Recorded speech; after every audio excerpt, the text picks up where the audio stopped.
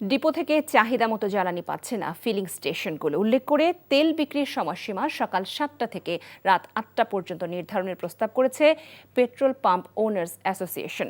সকালে জরুরি সংবাদ সম্মেলনে এই দাবি জানায় Bangladesh petroleum dealers, distributors, agent and petrol pump owners association. Tag officer সরকার নির্ধারিত ট্যাগ অফিসার, আমাদের নির্ধারিত নয়। উনি কতটুকু তেল আসছেন, কয়টা পর্যন্ত দিবেন, কাকে কতটুকু দিবেন, এটা নির্ধারণ করার ব্যবস্থা হয়েছে আজকের থেকে। এবং পেট্রোল পাম্পের ম্যানেজার, মালিক কারোর সাথে কথা বলার দরকার নেই।